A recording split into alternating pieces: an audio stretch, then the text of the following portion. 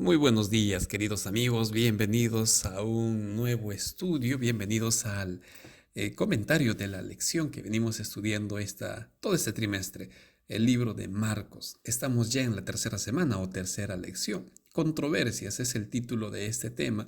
Vamos a procurar ampliar un poco más este estudio. Vamos a ver algunos puntos que em, obviamente por tiempo no se pudo ver en el bosquejo que ya publiqué de este material. Tomando algunas citas del espíritu de profecía, procuraremos tener un poco más de claridad, un poco más de información sobre algunos de los aspectos controversiales, por así decirlo, que la lección presentó durante este estudio. Vamos a pedir, como es correcto, la dirección de nuestro Señor, la bendición a este estudio, la bendición a este material. Por favor, acompáñeme en estos momentos para orar. Señor bendito y todopoderoso, te damos las gracias por darnos nuevamente este medio, darnos la facilidad de encontrarnos y estudiar tu palabra. Danos, Dios Todopoderoso, en todo momento la sencillez, la humildad para depender de ti. Ilumina nuestra mente, guíanos a través de tu palabra, la cual vamos a estudiar, y que este material y que nuestro estudio, Señor, sea una bendición. Por favor, acompáñanos, Santo Espíritu, y podamos disfrutar, aprender y sobre todo practicar lo que está en tu palabra. Te ruego esto, Dios mío, en el nombre de Cristo Jesús. Amén, Señor. Bueno, este estudio no lleva los mismos objetivos que el bosquejo. Esto es más que nada para ampliar un poco más todo lo que está en nuestra lección.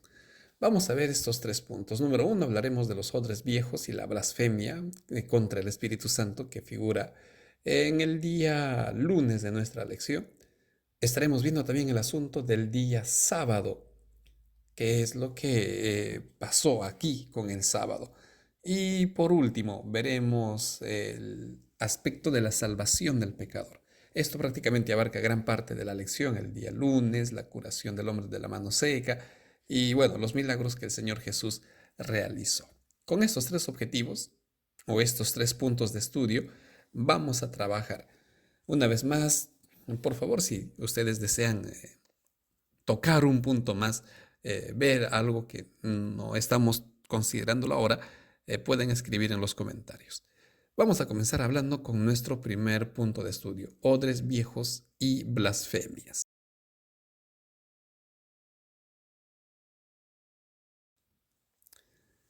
Esto lo dice el Señor Jesús en ocasión de la conversación con los líderes del pueblo cuando es cuestionado: ¿por qué estás con los publicanos? ¿Por qué paras con ellos? Y el Señor Jesús comienza a explicarles bueno, les aclara, mejor dicho, su misión, y Él les dice: miren, no se puede echar el vino nuevo en un odre viejo, no se puede porque se rompe el odre, el vino tiende a hincharse, bueno, no el vino, sino es un proceso que el odre no soportaría, se rompería. Y el Señor Jesús utiliza esta ilustración. ¿Por qué lo está diciendo? ¿O qué es lo que el Señor Jesús procura que eh, ellos y nosotros también entendamos? Vamos a leer esta cita. Exaltada Jesús, página 253 dice: en los escribas, fariseos y gobernantes, Jesús no encontró los odres para su vino nuevo.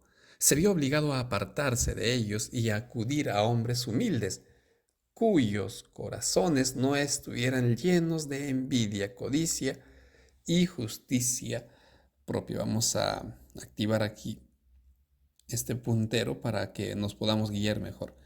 En los escribas y en los dirigentes el Señor Jesús no encontró un corazón dispuesto a recibir la nueva enseñanza. Como ya mencioné hace un momento, si se echa el odre nuevo, el vino nuevo en un odre que ya ha sido utilizado, que ya se ha debilitado por el efecto que el odre se hincha y tiene que soportar cierta presión, se tiende a romper.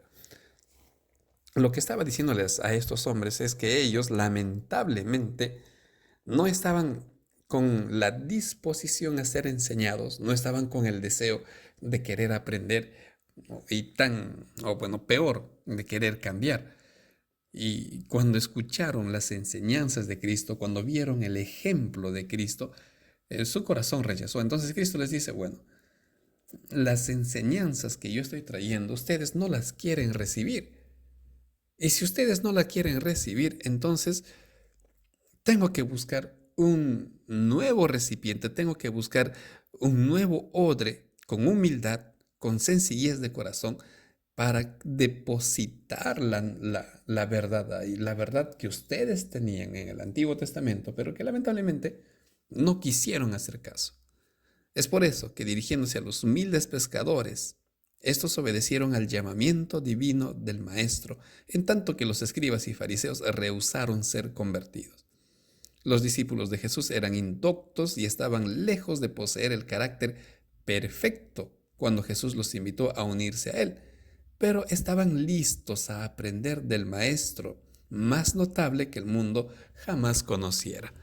Eran, como ya hemos explicado la semana pasada, eran a los ojos de los líderes, a los ojos de los escribas y todos ellos eran ignorantes, eran incultos, eran vulgares, no tenían la misma educación, no pasaron por las mismas escuelas. Sin embargo, eran hombres que estaban con todo el deseo de aprender, eran hombres que estaban con todo el deseo de ser instrumentos en las manos de Dios. Y tal como dice esta cita, cuando Cristo los llamó, tenían un carácter que nos hubiera desanimado, que no hubiéramos encontrado esperanza, quizá nosotros en ellos, así como los líderes del pueblo, pero su corazón, el corazón de estos hombres sí estaba dispuesto a recibir la verdad. Es el caso de Leví.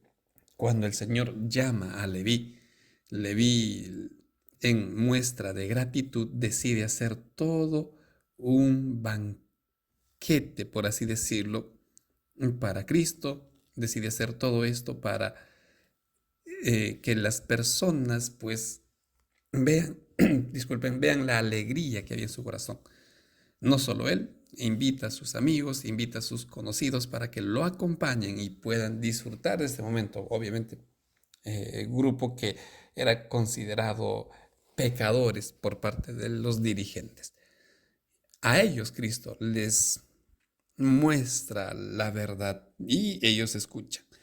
Eran hombres verdaderamente convertidos y se transformaron en los nuevos odres en los cuales el Señor Jesús pudo derramar el vino nuevo de su reino. Eran hombres convertidos, eran hombres que estaban dispuestos a ser enseñados.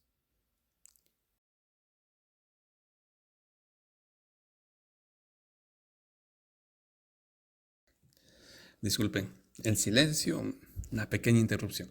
Entonces, queridos amigos, aquí vale la pena preguntarnos, ¿mi corazón está dispuesto a seguir siendo enseñado por Dios? Mi corazón está dispuesto no solo a recibir la verdad, sino a ejecutarla, a poner en práctica. Vale la pena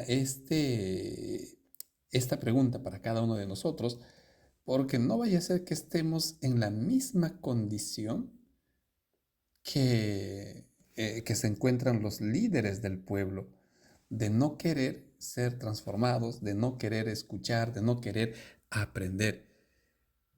Oremos para que esto no sea verdad en nuestras vidas, por lo menos, y podamos nosotros ser instrumentos valiosos, instrumentos que reciban la palabra de Dios. Entonces, estos hombres, estos líderes, no querían, y por eso Cristo les dice, ustedes no quieren, y tengo que buscar en personas que estén dispuestas a recibir la verdad.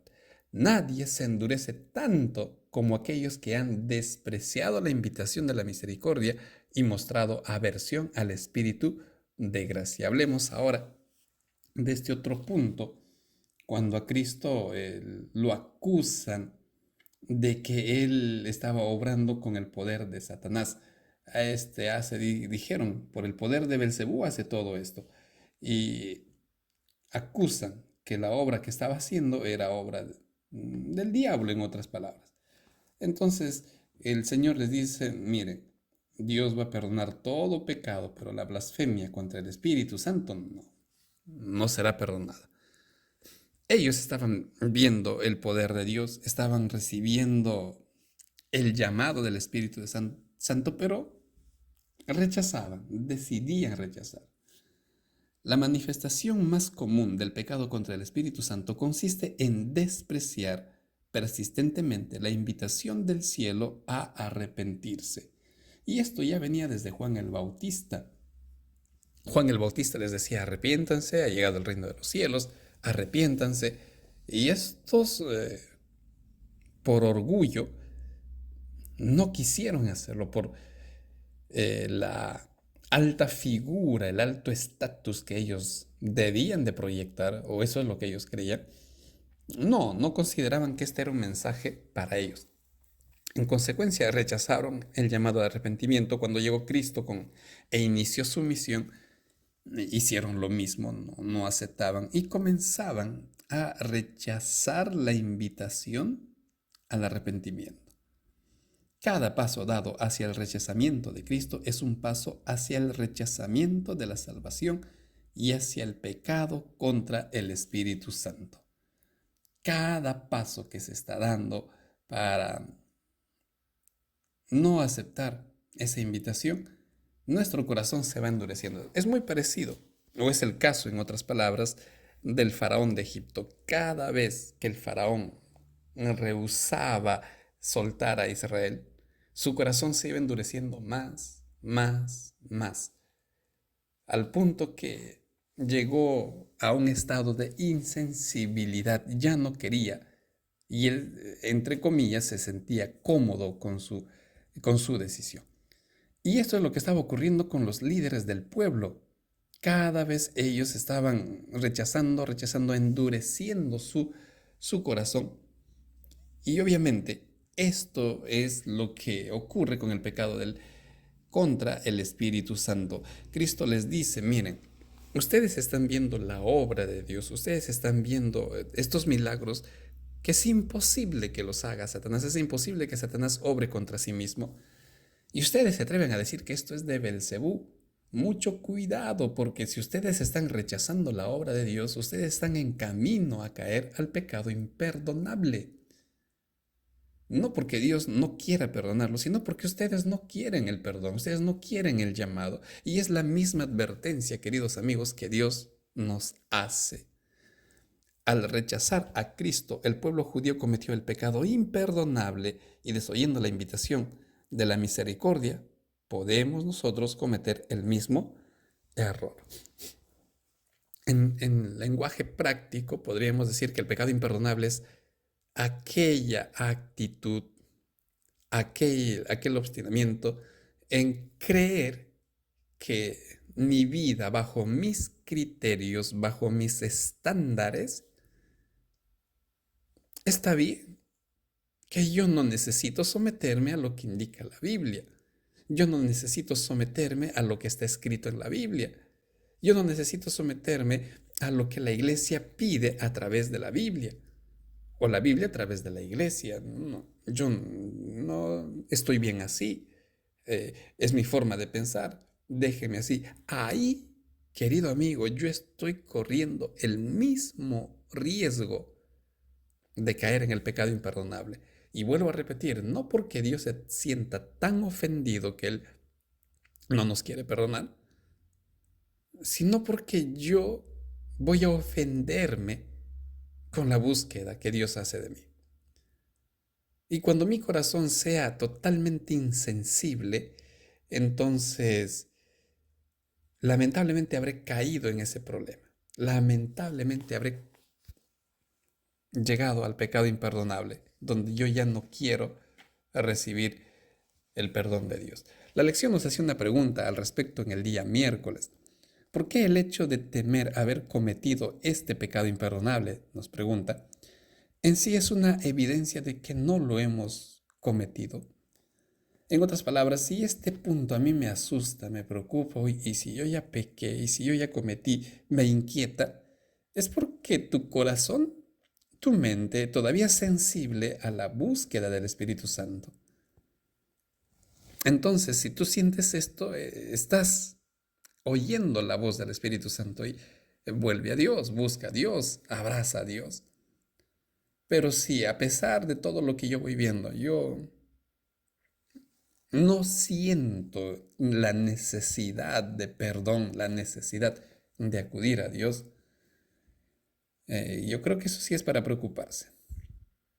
No intentemos razonar, no intentemos justificar nuestras decisiones si éstas están alejadas de la palabra de Dios. Esto es lo que cometió el pueblo de Israel. Seguimos leyendo para pasar a la siguiente parte. Insultamos al príncipe de la vida, le avergonzamos delante de la sinagoga de Satanás y ante el universo celestial cuando nos negamos a escuchar a sus mensajeros, escuchando en su lugar a los agentes de Satanás que quisieran apartar de Cristo nuestra alma. Una vez más, queridos amigos, no caigamos en el error, no caigamos en el engaño de no querer escuchar el llamado del Espíritu Santo. Entonces, para cerrar este primer punto, ¿quiénes eran los odres nuevos? Todos aquellos que estaban recibiendo con alegría, con gozo, o tal vez aún en un inicio con cierta duda, pero recibiendo al final el mensaje de Cristo, que era la verdad, no era un mensaje nuevo. Cuando Cristo dice un nuevo mandamiento os doy, no era nuevo en el sentido literal, simplemente Cristo estaba recordando algo que ya estaba en el Antiguo Testamento. Cristo estaba revelando la verdad que los líderes habían olvidado o simplemente no quisieron resaltar.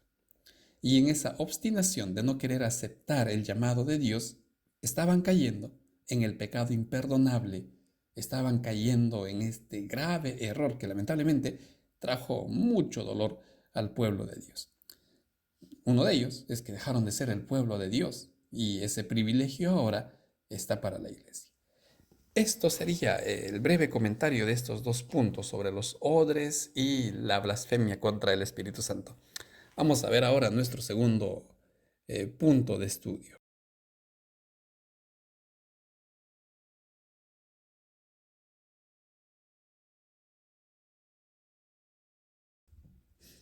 El sábado y los dirigentes. Hablemos entonces de este segundo punto. Si nos damos cuenta, la lección no es muy compleja, pero sí necesaria resaltar precisamente lo que estamos viendo ahora. Sobre el sábado, ya dijimos en el bosquejo, el Señor Jesús no trajo nada controvertido. Fue el contexto, fue la actitud de los líderes lo que parecía ser de Cristo alguien comprometido. Vamos a ver esta cita del deseo de todas las gentes en la página 250. Al apartarse los judíos de Dios y dejar de apropiarse de la justicia de Cristo por la fe, el sábado estaba perdiendo su significado para ellos. Notemos muy bien esta declaración que es veraz. Nuevamente vamos a ver esta parte. Cuando los judíos dejaron de apropiarse de la justicia de Cristo por la fe, la salvación siempre ha sido por fe. El antiguo pacto al cual muchos hacen alusión siempre fue por fe. Cuando digo muchos hacen alusión, me refiero a que separan los dos pactos, pacto antiguo y pacto nuevo, y hacen una diferencia eh, en su forma. Es decir, el pacto antiguo era un pacto por obras bajo la ley y el pacto nuevo por gracia. Y esto no está en la Biblia. La Biblia es clara que el pacto antiguo siempre fue por fe. Siempre. Entonces, ¿a qué se refiere con pacto nuevo? Hablemos, por ejemplo, de un matrimonio. Es como el caso de un matrimonio. Matrimonio antiguo, matrimonio nuevo.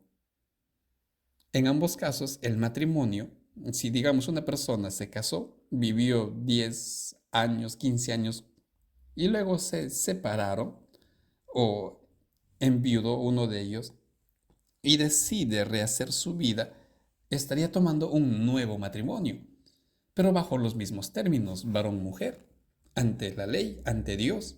Matrimonio antiguo que por algún motivo se terminó, ya sea por divorcio o por muerte, y nuevo matrimonio porque está iniciando con una nueva pareja. En el caso del pacto es lo mismo, el pacto antiguo con el pueblo de Israel y el pacto nuevo con la iglesia, pero bajo el mismo criterio, la gracia. Y esto los líderes del pueblo estaban dejando, es decir, pretendían alcanzar la aprobación de Dios por sus obras. Se estaban alejando de la verdad. Satanás estaba tratando de exaltarse a sí mismo y de apartar a los hombres de Cristo, y obró para pervertir el sábado porque es la señal del poder de Cristo. ¿Señal de qué? Poder creador, nunca lo olvidemos. Acuérdate del día sábado porque en 6 días hizo Dios los cielos y la tierra, el creador. El llamado del primer ángel en Apocalipsis 14, adoren al creador. Y también el poder de redención. En Deuteronomio 5 lo dice, porque tu Dios te rescató de Egipto, aunque esto también lo menciona en Éxodo 20, algunos no ven esa parte. Sin embargo, los dos textos muestran el poder de Dios, el poder creador, el poder restaurador. Y Génesis 2, cuando habla de la bendición del sábado, también habla de la santificación, el poder santificador de nuestro Señor. Entonces, el sábado muestra esta señal de poder, de autoridad, de amor de Cristo. Por eso el enemigo, pues, está teniendo éxito en desviar a las personas del verdadero carácter del día sábado. Los dirigentes judíos cumplían la voluntad de Satanás rodeando de requisitos pesados el día de reposo de Dios. En los días de Cristo, el sábado había quedado tan pervertido que su observancia reflejaba el carácter de hombres egoístas y arbitrarios, más bien que el carácter del amante Padre Celestial.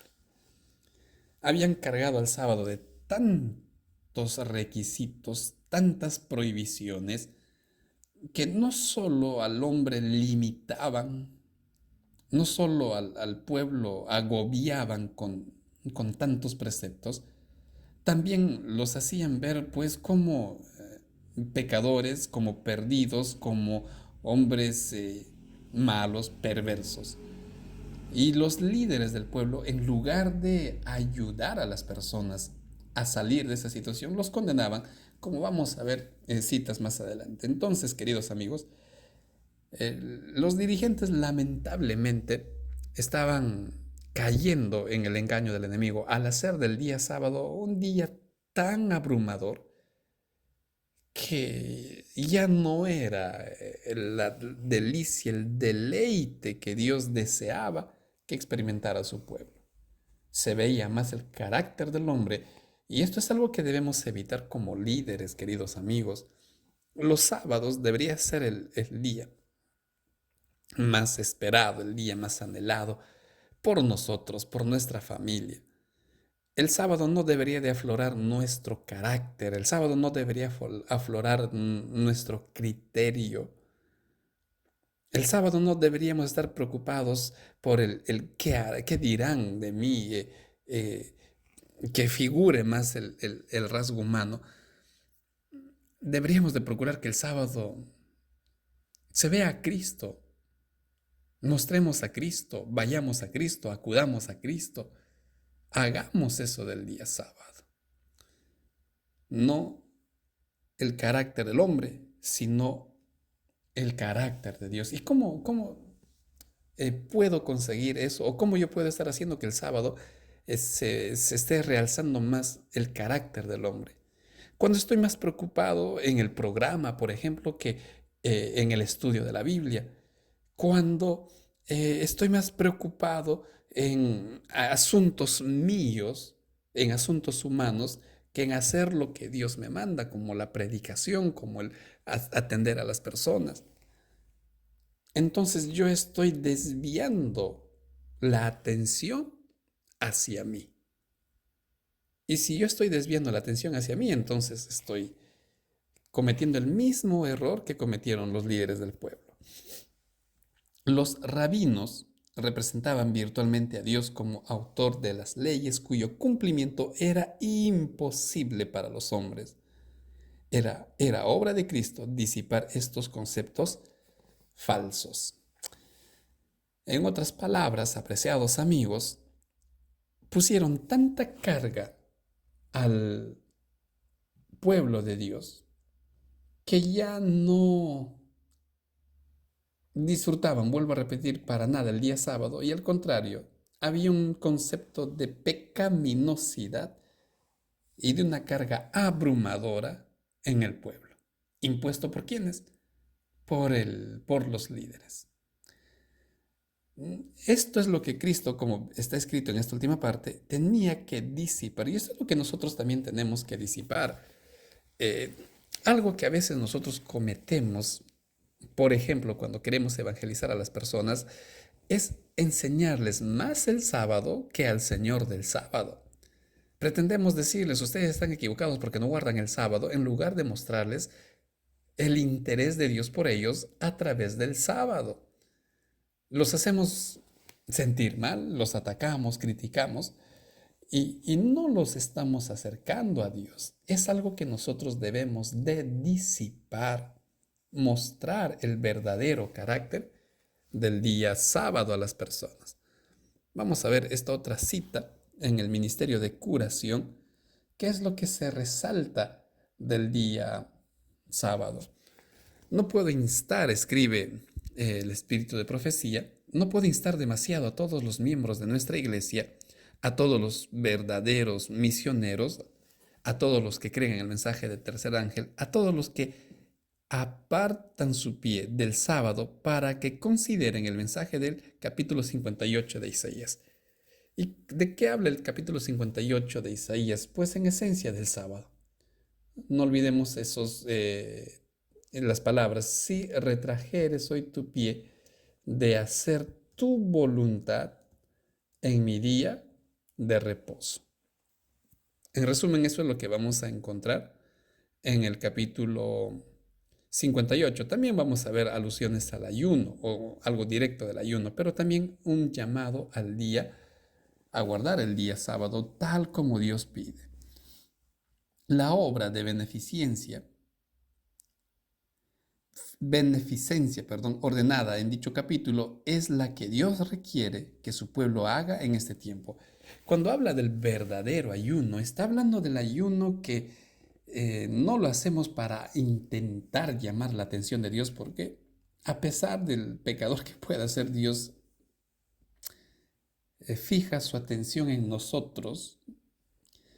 El verdadero ayuno, decía Isaías, es para ayudar a las personas, porque el pueblo en aquel tiempo ayunaban para jactarse de su capacidad de ayunar, ayunaban para exigirle a Dios que los bendijera, cuando alrededor de ellos había muchas personas muriendo de hambre. Entonces Dios les dice, ayuden a esas personas, deja de comer tú y dale de comer a los que no tienen. Entonces, la obra que Dios ha ordenado en el capítulo 58 armoniza con guardar el día sábado. Dios requiere que su pueblo haga esa clase de obras el día sábado. Es obra señalada por Él. No nos deja en duda en cuanto a dónde se aplica el mensaje y el momento de su cumplimiento señalado, porque leemos, y edificarán los de ti, los desiertos antiguos, los cimientos de generación y generación levantarás y serás llamado reparador de portillos, restaurador de calzadas para habitar. Serás llamado, ¿cómo? Reparador, restaurador. El Señor Jesús, cuando hizo milagros en sábado, no lo hizo porque estaba transgrediendo la ley. Y esto también vale la pena entender. Cristo, dicen, no guardaba el sábado, Cristo no respetó el sábado. Eso es mentira. ¿Cómo el Señor va a ir en contra de su mandato? Y peor, algunos argumentan que sí, pero esto solo fue hasta la cruz. Ya hemos leído Marcos 2, 27 y 28 en su momento. El sábado fue hecho para el hombre. Hombre, lo mismo que figura en Génesis, hagamos al hombre. En otras palabras, la humanidad. El sábado fue hecho para la humanidad, por eso Dios lo estableció en la creación. Lo hizo desde la creación para que su bendición alcance a todo el mundo, no solo a un pueblo.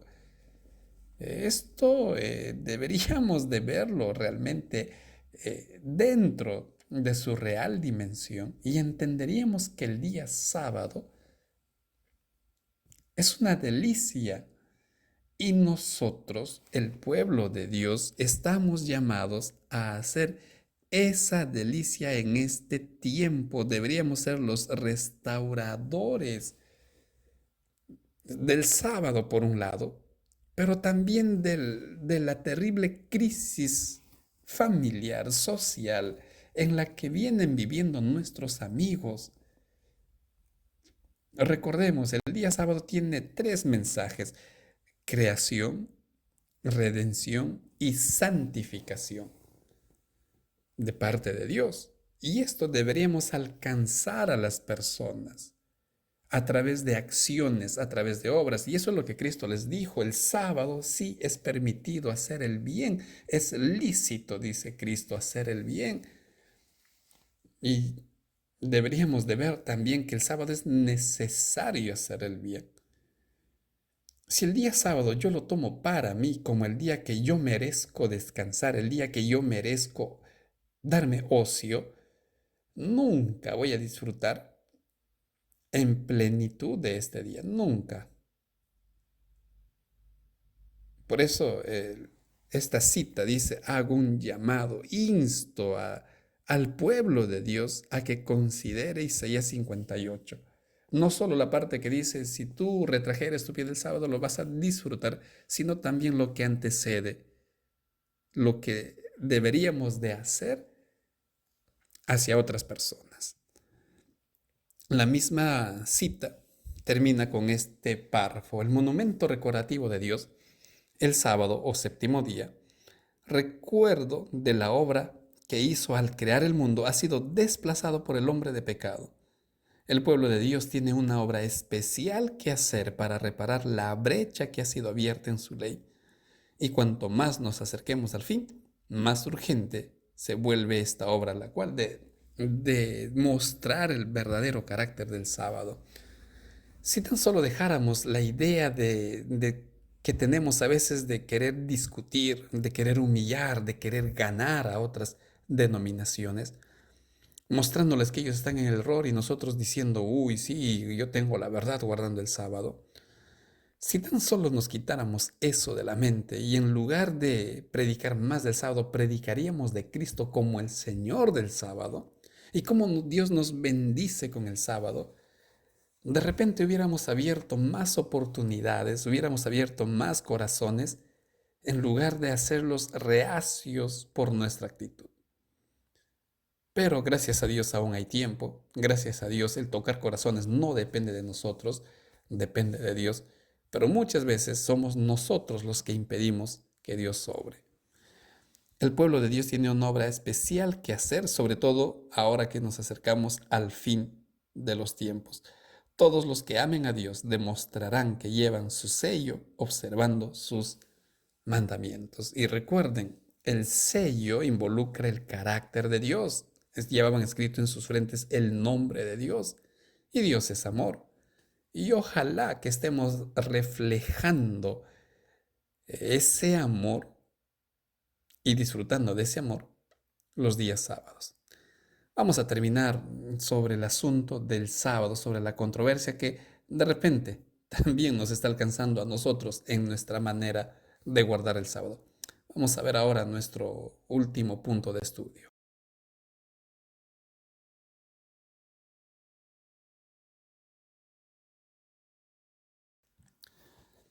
La salvación del pecador. Hablemos sobre este aspecto, sobre los milagros que el Señor Jesús hizo. Y hemos visto que el sábado sí es posible hacer el bien. Hasta aquí hemos visto que los odres nuevos deberíamos ser nosotros cada día que recibimos la verdad de nuestro Señor. y evitar caer en el pecado imperdonable, el sábado es un día de bendición, hablando sobre la salvación de los pecadores.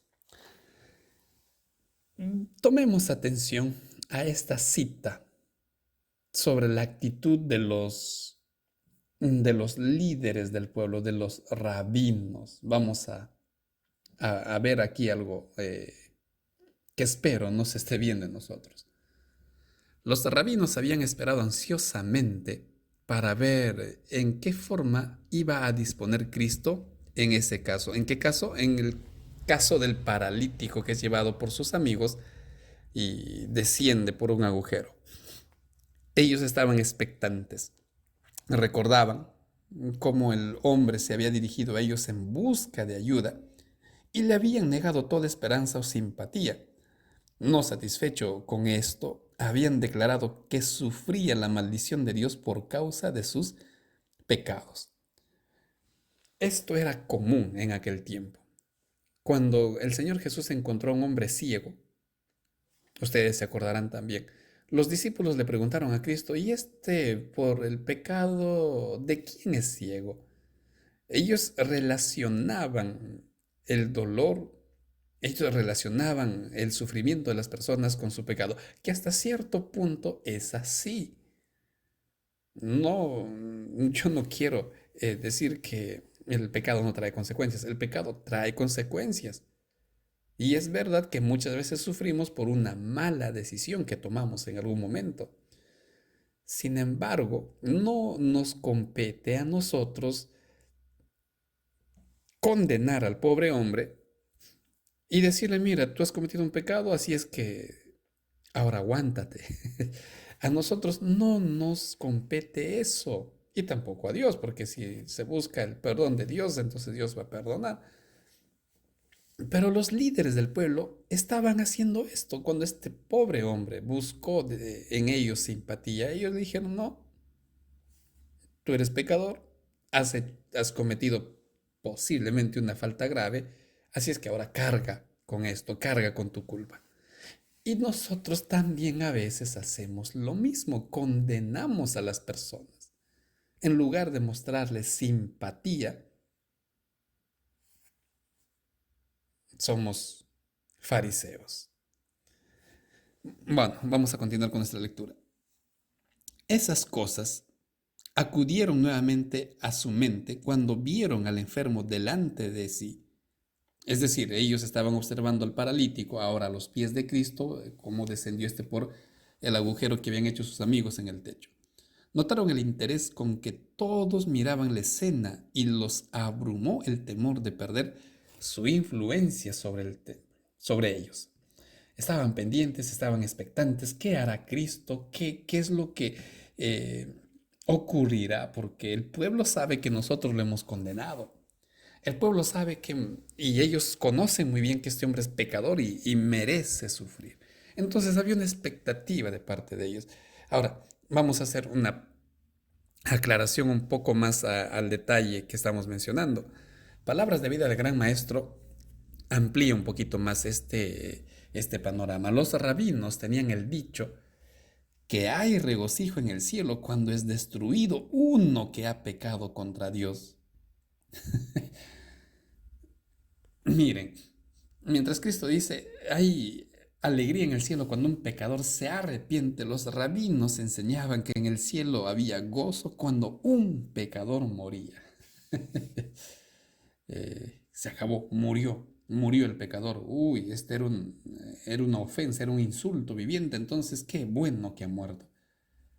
Qué triste que y no voy a decir los líderes del pueblo en su momento, qué triste que como iglesia a veces pensamos así. Uy, qué bueno que ese hermano ya no viene a la iglesia. Ay, era un problemático, era un hombre terrible, solo daba cólera. Qué pena que lamentablemente en nuestros días aún se piense eso. Nos alegramos cuando alguien ya no viene a la iglesia. Nos alegramos cuando alguien se va. Nos alegramos cuando el que hacía sufrir muere. Este pensamiento no viene de Dios. Este es un pensamiento diabólico en primer lugar. Este es un pensamiento de hombre. ¿Cómo puedo alegrarme cuando el pecador se alejó? Debería de buscarlo, ¿no creemos? Por eso dice Jesús enseñó que la obra de destrucción es una obra extraña.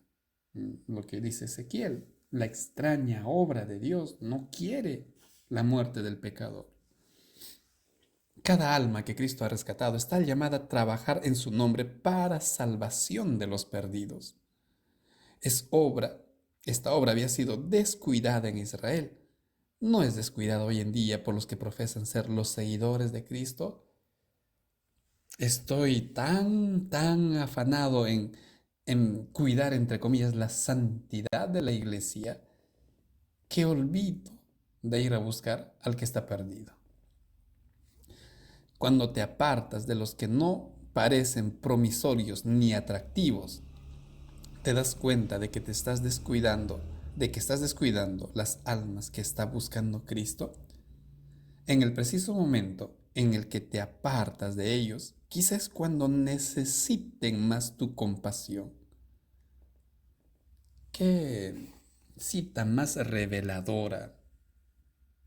Estoy tan afanado en cuidar el programa, en cuidar las estrategias, la santidad, como dije hace un momento, que estoy descuidando a los que están apartados de Cristo. O si yo los tacho de perdidos, como suele ocurrir, pero este ya está perdido, este no tiene esperanza, entonces los estoy condenando prácticamente porque tú eres llamado a mostrarles amor, tú eres llamado a mostrarles simpatía, pero los estamos condenando. En cada reunión de culto hay almas que anhelan descanso y paz. Quizá parezca que viven vidas descuidadas, pero no son insensibles a la influencia del Espíritu Santo. Muchas de ellas pueden ser ganadas para Cristo. Queridos amigos, no nos compete a nosotros actuar como los líderes, regocijarnos cuando uno se fue, regocijarnos cuando el pecador ya se alejó de la iglesia. Eso no nos compete a nosotros. Esto pensaban los líderes del pueblo, esto es lo que enseñaban ellos, y por eso la escena del paralítico ante Cristo era un motivo de interés, a ver qué va a hacer Cristo. ¿Y qué es lo que hizo Cristo? Cuando el pobre paralítico sufriente fue llevado al Salvador, la urgencia del caso parecía no admitir momento de demora, porque el cuerpo ya mostraba rastros de descomposición. Esto no es exagerado. Una persona que ya hace mucho tiempo en cama, eh, por la misma situación, comienza a desarrollar llagas, úlceras que muchas veces puede llegar a heder, puede llegar a ser nauseabundo y se forma pues todo un ambiente de descomposición, como explica acá.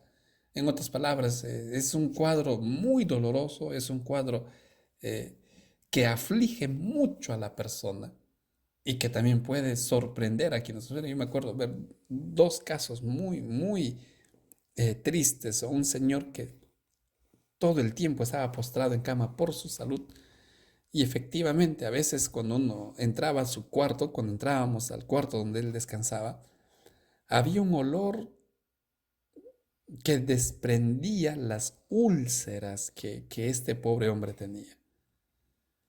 En otra ocasión a una señora que padecía de diabetes, también una situación que a cualquiera yo creo que le escarpelaría el cuerpo, tenía llagas abiertas y en más de una ocasión vi cómo la sábana se le pegaba a estas heridas y le causaba un dolor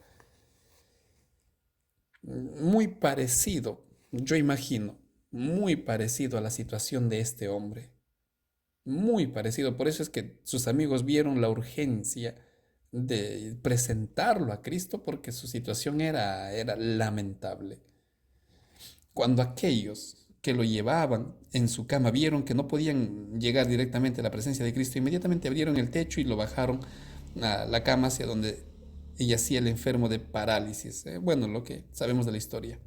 Nuestro Salvador vio y comprendió perfectamente su condición. También sabía que este miserable tenía una enfermedad del alma mucho más grave que el sufrimiento corporal. Qué, qué contraste, apreciados amigos. Miren, mientras que el pecador buscaba un poquito de empatía de parte de los líderes del pueblo en su momento, solo recibió condenación. Y con esa condenación él vivió. Pero ahora que está a los pies de Cristo, él encuentra compasión. ¿Se dan cuenta el marcado contraste que existe entre los dos? Los líderes, condenación, mientras que Cristo le estaba dando compasión. Vio el cuadro doloroso de este hombre, vio la situación desesperada, pero sabía que cargaba algo mayor que llevaba por meses aquella carga. Vuelvo a repetir, si era pecador, y posiblemente él estaba en esa condición por sus decisiones. Pero Cristo no vino pues a condenar. Ah, mira, tú has pecado, ¿no? Tú hace un tiempito has cometido. Uy, uy, uy, uy, uy. Ahora pues, ¿qué vas a hacer?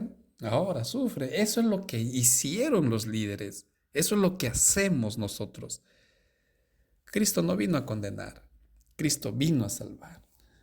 La multitud esperaba en el suspenso más absoluto para ver cómo Cristo trataría este caso, aparentemente tan desesperanzado.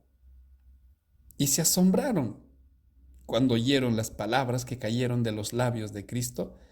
Tenga ánimo, hijo, tus pecados te son perdonados.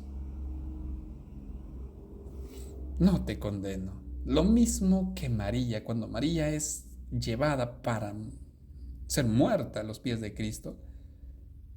Ten ánimo, no te condeno. Y ahora viene este hombre señalado, estigmatizado por el pueblo, estigmatizado por los líderes. ¿Y qué le dice Cristo? Ten ánimo, hijo, tus pecados te son perdonados. ¡Cuánto alivio habrá supuesto esto para el hombre! ¡Cuánto alivio! ¡Cuánta paz! Queridos amigos, una vez más, refuerzo el hecho de que nosotros somos llamados a conducir a las personas a los pies de Cristo. Esto es lo que tenemos que hacer. Vamos a seguir viendo. Estas eran las palabras más preciosas que podían llegar a oídos de ese enfermo sufriente, porque la carga de pecado que había caído tan pesadamente sobre él no podía encontrar el menor alivio. Cristo levantó la carga que lo oprimía tan abrumadoramente. Al ser restaurada la mente a un estado de paz y felicidad, el cuerpo sufriente puede ahora ser alcanzado. Al ser restaurada la mente a un estado de paz y felicidad, el cuerpo sufriente puede ahora ser alcanzado. Vuelvo a repetir, y disculpen que esté hablando cada rato de esto, vuelvo a repetir. Pero si tan solo nosotros mostráramos el verdadero carácter de Dios a través de nuestras acciones, en lugar de centrarnos en discutir, en lugar de centrarnos en mostrar quién sabe más, quién tiene la razón, qué diferentes serían los resultados y cuánto habríamos avanzado en la obra de nuestro Señor. Al ser restaurada la mente, se podría alcanzar el cuerpo. Al ser alcanzados por el amor, muchas personas ya habrían encontrado la salvación. Queridos amigos, estamos aquí para salvar, no para condenar, no para etiquetar. Estamos aquí para conducirlos a los pies de Cristo. Esa es la misión que el Señor nos ha encomendado. Apreciados amigos, este sería el estudio sobre estos asuntos, consideré necesario eh, ampliar un poquito más estos temas. Yo sé que quedan muchas cosas más, pero de alguna forma espero que todo este momento que hemos estudiado, que hemos visto, de alguna forma nosotros también nos ayude. Nos ayuda en primer lugar a entender nuestra misión, nos ayuda en primer lugar a ser receptivos a la palabra de Dios y no caer en el mismo error que cayó la nación judía. La iglesia no va a caer, los líderes podemos equivocarnos, pero Dios va a cuidar a su iglesia. No saldrá otro remanente, no saldrá otra luz. El problema está en nosotros, que nosotros podemos equivocarnos. Que el Señor nos ayude a ser un pueblo preparado, que el Señor nos ayude a ser un pueblo transformado y sobre todo que nos ayude a ser un canal de bendición. Vamos a orar para terminar nuestro estudio. Les pido por favor que me acompañen para agradecer a Dios por este momento y de la misma forma que el Señor nos pueda acompañar. Oremos. Querido Dios, estamos muy agradecidos por todo lo que tú nos muestras, lo que nos enseñas, lo que nos capacitas. Ayúdanos ahora a ejecutar lo que venimos aprendiendo. Ayúdanos a hacer esos odres nuevos en donde se deposita tu palabra. Ayúdanos a ser, Señor, esa fuente de esperanza para otras personas. Hagamos del día sábado el día no solo más esperado para nosotros, sino también para la comunidad, porque ese será el día que salimos a llevar ayuda, el día que salimos a pregonar tu amor. Ayúdanos, Señor, a ser hijos prácticos, sobre todo que conduzcan al pecador hacia la fuente de perdón. Y que este sábado, Señor, encontremos victoria en ti, victoria en tu nombre. Bendice a tus hijos, a sus hogares y a sus iglesias. Te pido esto, Dios mío, en el nombre de Cristo Jesús. Amén, Señor. Queridos amigos, ha sido un gusto una vez más poder compartir esto con cada uno de ustedes. Que el Señor los bendiga. Espero que la próxima semana también podamos encontrarnos. Por ahora, un gran abrazo para cada uno de ustedes. Hasta la próxima semana, si el Señor así lo permite.